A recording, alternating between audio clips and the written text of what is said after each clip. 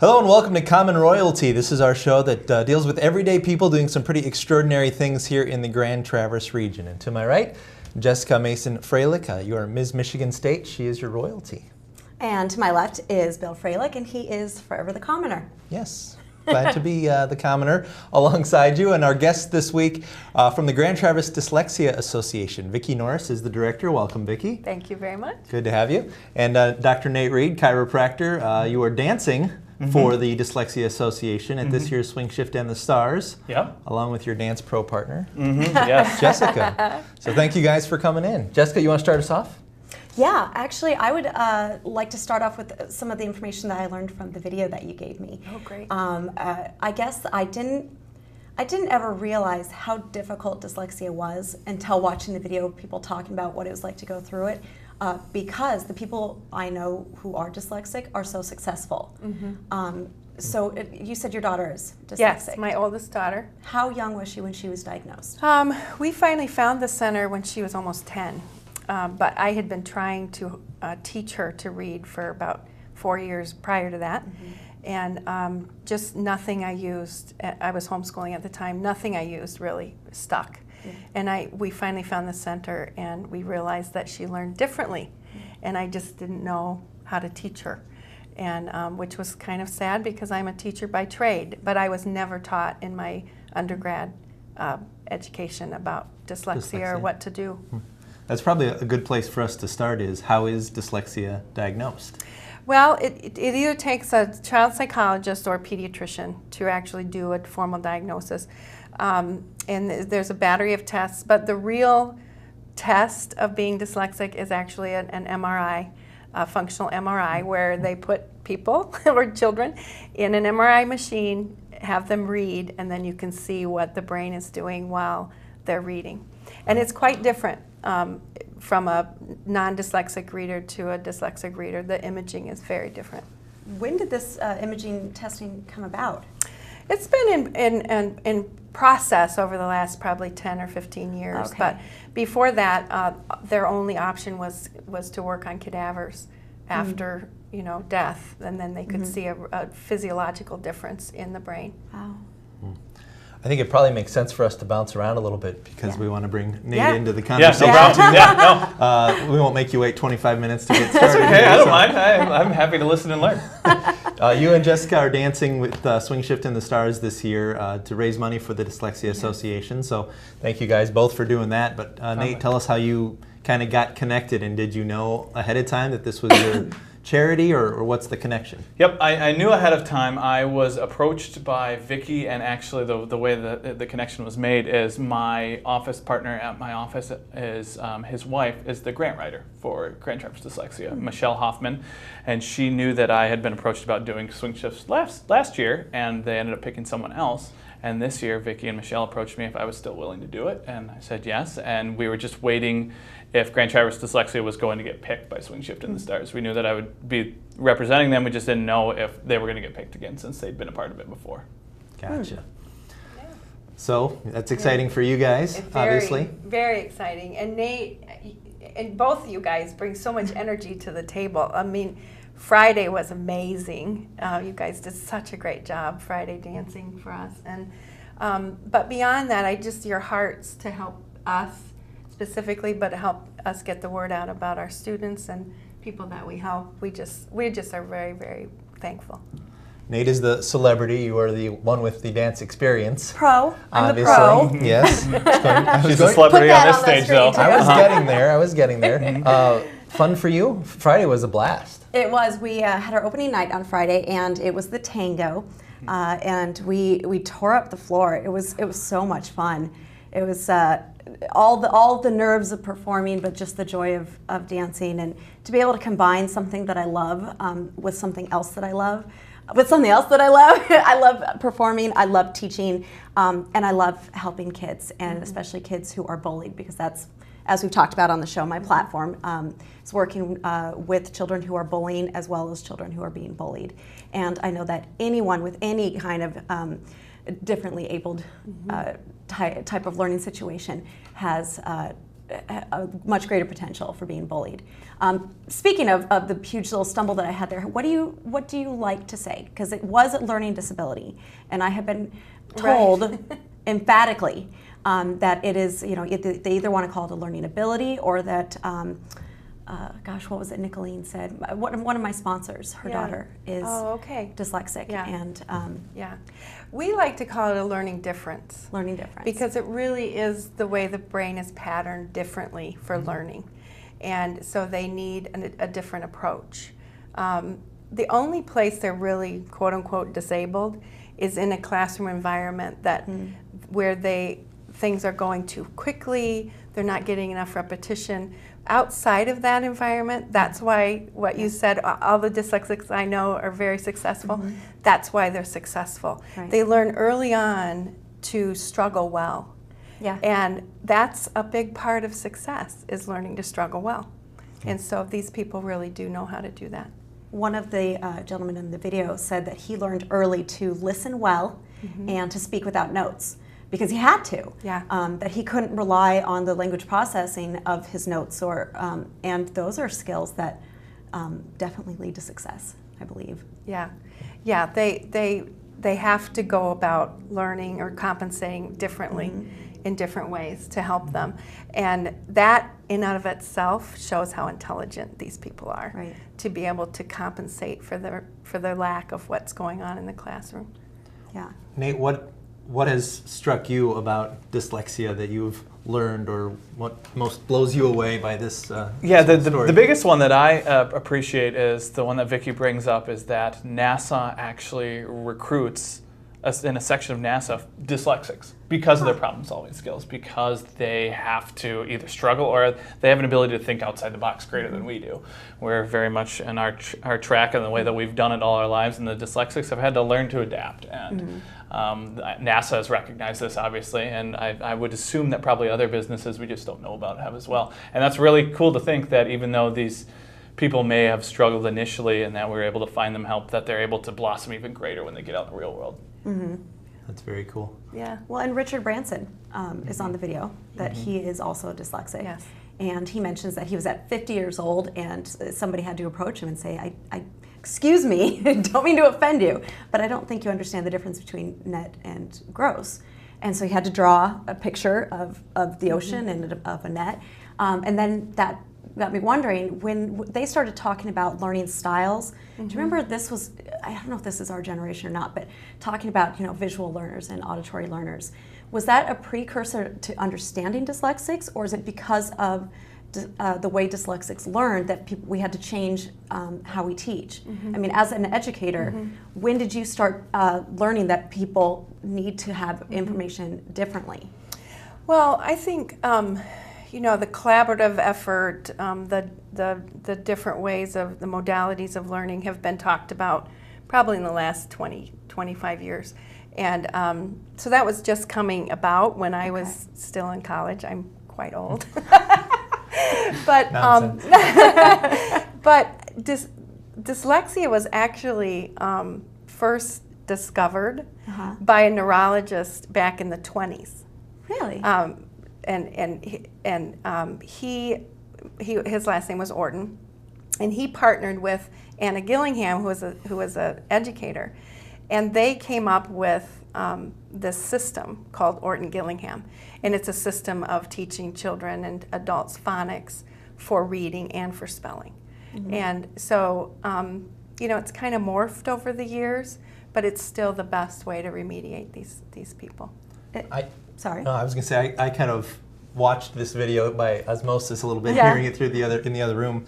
But the other thing that surprised me was how many adults Yes. are diagnosed with dyslexia. Even in the video you showed at Swing Shift the other night. Yeah. People who come about this discovery in their 40s, 50s, or beyond. Yeah. Well, and it is genetic, and so it runs in families, and a lot of times people who come in, they'll see that their children are struggling with reading or whatever, and so I'll ask, who else in your family has struggled with reading? And they'll say, oh, me or my husband or whatever. And back 20, 30 years ago, these and more, these people were not regarded as people who just learned differently. They were regarded as people who maybe couldn't learn. Right. And so there was a stigma attached to that. And so, yeah, it's very brave for adults to pick up the phone, like I said in the video, and make that first phone call even to say, you know, I think I might be dyslexic and I think I'd like some help. And so it's wonderful when they do that, especially for themselves, but also for their children. So what do you do in your tutoring sessions? What happens once they come to you? Well, it starts with the screening process, which I take in mostly the younger students, and we look at what they know and what they need to know because we want to fill the holes. They come in with enough that they've been able to survive, but they still need a lot of remediation to have a good firm foundation in phonics. And then from there, we begin to tutor with them, and we work for an hour at a time. Our tutoring sessions are kind of cut into 3 different sections. So there's a big review section, which is pretty paramount for them mastering those sounds. And then there's a new material section where we teach new sounds and new rules for phonics. And then we do a lot of reading with them, writing, that kind of thing. So it's a real cyclical kind of thing. We're always reviewing, bringing in new material, but also reviewing it to teach it to mastery. I hear them refer often to all the symbols on the page. And then we saw in the swing shift video the girl writing with her finger in the sand. Is there a basic structure with letter formation? There is, and they struggle with, especially younger students, really struggle with the different letter formations. That's why sometimes people think dyslexia is just BD reversals or letter reversals. Yeah. To some dyslexics, those are just arbitrary figures or arbitrary patterns. They don't even recognize them sometimes as letters. So we have to really systematically teach the formations of those letters with the verbiage that goes along with them. And then they eventually, it gets into their long-term memory and their muscle memory with their hands. But you know, we just work really hard at going at their pace so that they can master what we're teaching them. And that's part of what's not happening in the schools. They get a lot of good instruction, but it's coming at them too quickly with not enough repetition. Yeah, okay. Makes sense. Yeah. I want to say I saw some kids there on Friday night that I thought even one of them came up to you and said they were part of the Dyslexia Association. I don't. You guys can jump in too, but yeah. Well, anytime there are children at an event, they, magnetize towards me. So I was dancing with 2 of the little girls from your tables. Yeah. Were they students? From our tables? From your group. Oh, from our group. We did have a number of students there. Yeah. And so they very likely could have been some of our students. And a lot of our students are very vocal. Yeah. And I don't know, if you guys were able to meet all the students that were there, but some people come to us and they don't want a label. Some people are like relieved. My daughter was relieved to know that, oh, I'm not just dumb. There's something going on here that I need to learn a different way. So a lot of kids are very vocal. And they'll come up and introduce themselves. I'm so-and-so and I'm dyslexic. Yeah. So that's got to be not only relief for the kids, but I imagine for the parents too, to say, okay, now we finally found something to help. Yeah, I know it was for me personally. Because I was homeschooling and I have this degree in education, I'm like, what am I doing wrong that my child's not, she's almost 10 and she's not reading. Yeah. And her younger brother is reading better than she is. So how am I failing her? Yeah. When we found out what it was, that gave me a lot of relief too. And that seems to be a common thread among the successful dyslexics, that there is a mother or a teacher or somebody that's a driving force behind getting a diagnosis, behind getting them the right kind of tutoring. And in all the stories, there seems to be one champion that makes that happen. Yeah, and it's primarily the parents. We really work hard at helping the parents understand their role as an advocate and teaching their children that it's okay as they get older to advocate for themselves, that it's really beneficial for them to do that. But the parent is their first role model of what that advocacy looks like. I'm trying to remember that banner that you have up in, not only in the office, but that you had up on Friday, and it's got several famous people with dyslexia. So refresh my memory and tell other people. I mean, this is lots of well-known people, and actually a lot of women. Although I think we only have Cher on our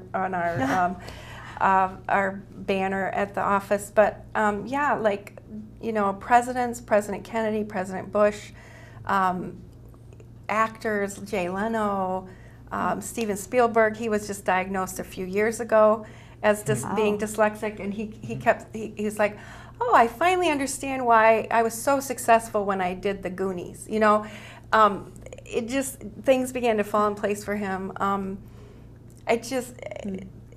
Thomas Edison, Henry Ford. Edison, in fact, there's a neat story attached to his life. When he was in 4th grade, he was sent home with a note attached to his shirt. He couldn't read, but he was sent home, and he handed the note to his mother, and she read it and tucked it away. He found out after she died. He asked, Mom, what does it say? And she said, they said you're too smart to be taught by them, so they want us to teach you at home. Well, he found out after she died that it actually said he was too dumb to learn and to keep him home. And there's a picture of the mother being the advocate. And she stepped up and homeschooled him. And yes, and look what brilliancy came from what he did. I love that story. So, yeah, many famous and non-famous, but dyslexics. Well, but even up until recently, there was even somebody in your video who was asked to not continue at that school. At what point did that change? Why were they saying that they just could not teach these children? I mean, there was special ed 30 years ago. Was special ed not for dyslexia? Well, special ed is actually, dyslexia falls in that special ed category. The problem with that is there's no one federal mandated definition of what dyslexia is. And so there are a lot of states that have embraced dyslexia and call it dyslexia. You'll see my pen today says, say dyslexia. It's important to call it what it is. What happens in the state of Michigan is that it's called a specific learning disability. And that's what the schools are kind of having to say. They don't have the freedom to call it what it is. If they did, they'd have to treat it, and they don't have the tools to do that. So it is unfortunate when children are turned away and said, we can't help you, but that's why we're here, because we can help them. And you don't turn them away? We do not turn them away. There are people who come in our doors, and we screen them, and they maybe don't need our services. It's something else that's going on, or maybe they just need us for a little bit of time. But most of the people who come through our doors do truly need our services. I was going to ask if, I'm sure there's a million different answers for a million different people, but the typical range of time when you start to see success. Yeah. When does the light bulb go off? When do you, I'm sure for the teachers too, there's like, okay, now I see what's going to work. Absolutely. Typically, we say we have a student from about 1.5 years to 3 years. And in that time, we give them a lot of tools for learning. Some students get through what they need, and they get what they need in a short amount of time. My daughter was tutored for 5 years. She probably should have been tutored through high school. It would have supported her a lot more, but she was a 2-sport athlete, and we couldn't find the time. So it does vary, like what you were saying, but we're committed to helping these children and adults get all the tools they need and have it be mastered so that they can really use it. That's cool. And the cost? The cost is $38 an hour. That is a deal because there are tutor places downstate that do tutoring that are $50 to $120 an hour.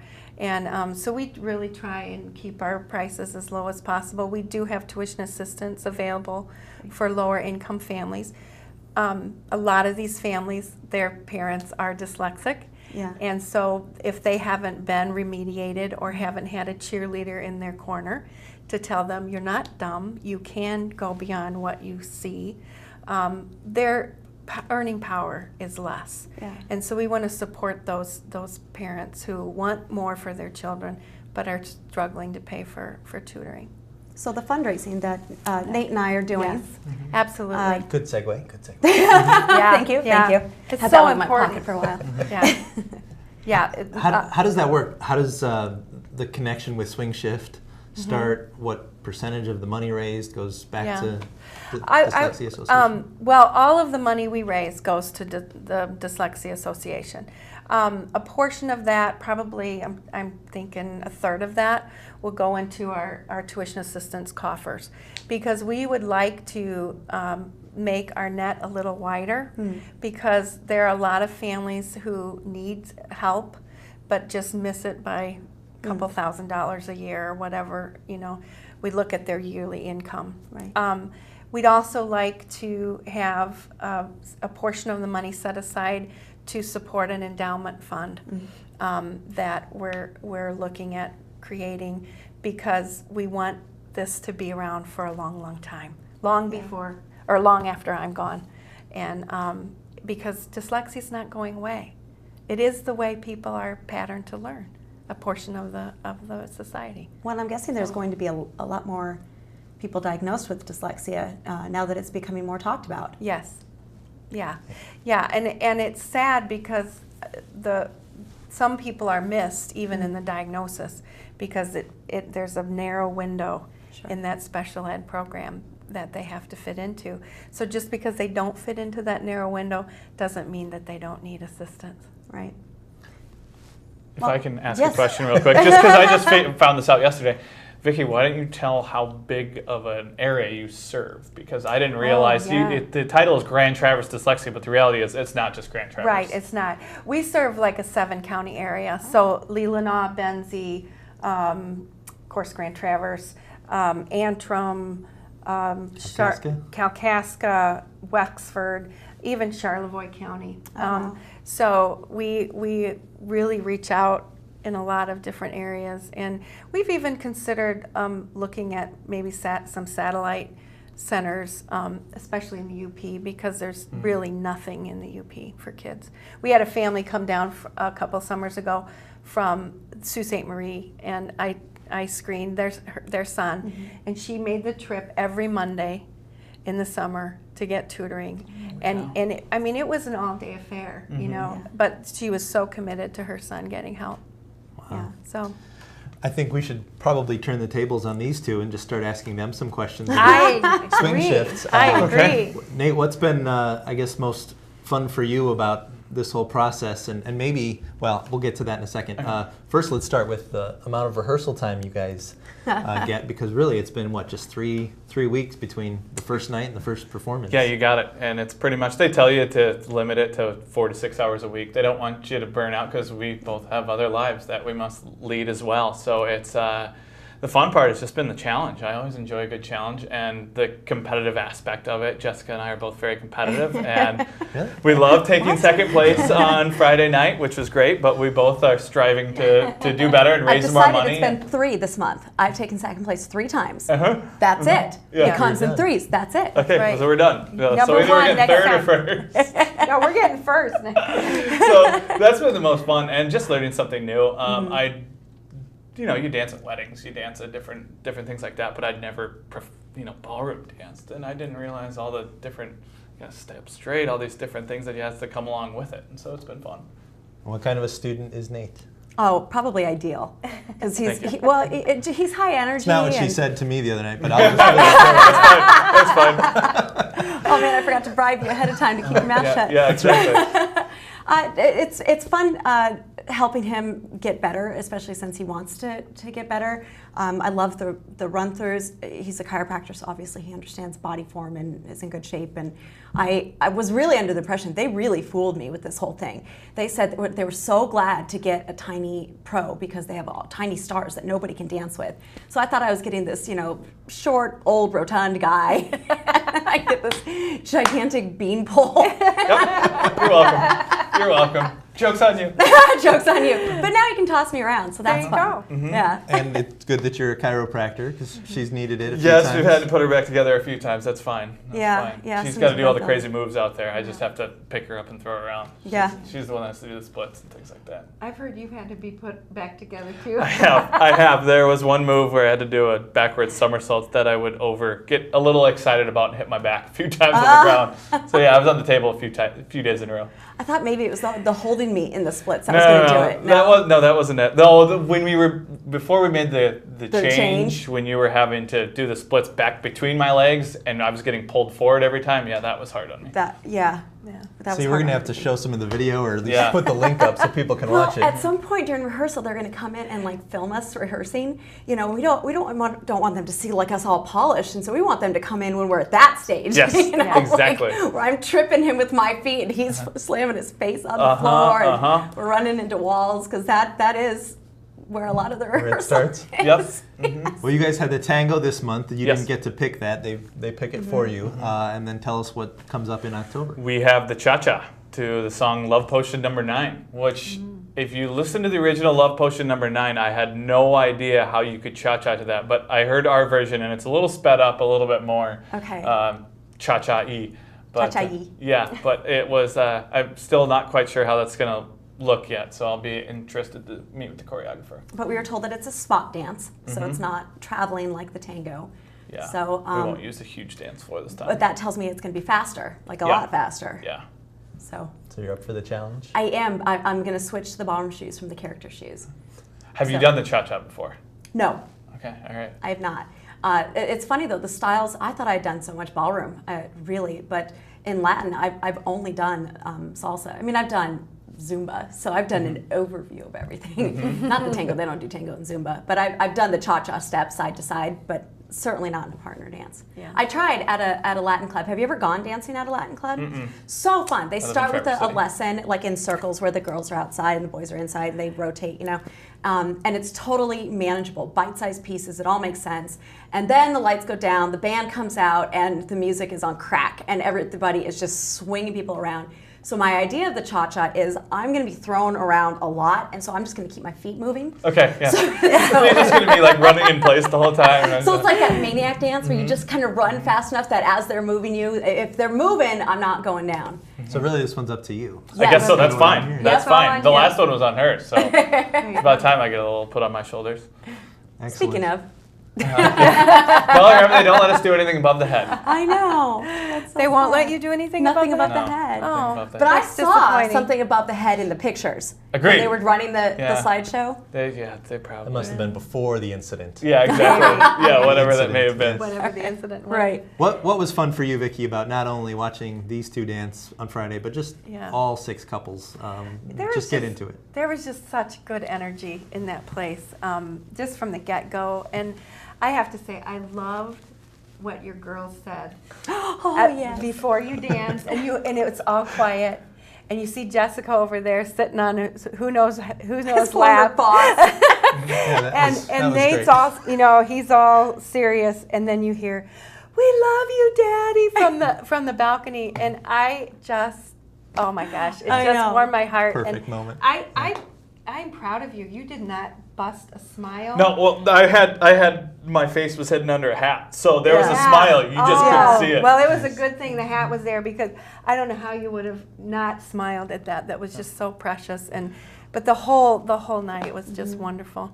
We'll put the links up here at the bottom of the screen for Yes. folks to check out not only Swing Shift and the Stars, but the Grand Traverse Dyslexia Association. Our video. Yes. Watch yes. the video, see And what people like are in it, for. or- Yes, please like it and Okay. share it. Like and share. It's a great, I think Peterson Production and High Impact Productions did such a great job capturing the essence of what we do and the stories of our students. Well, we're grateful to have both of you in with us, Vicki Thank you Norris, very director, much. and Thank Nate you. Reed. This Thank is you great. guys for 14th coming Street in. Chiropractic. Thank you guys Thank for coming you in. very Thank you. much. Really Coming appreciate in. it. I'm Bill Freilich, I'm Jessica Mason Freilich. and thanks for watching. We'll see you next time right here on Common Royalty.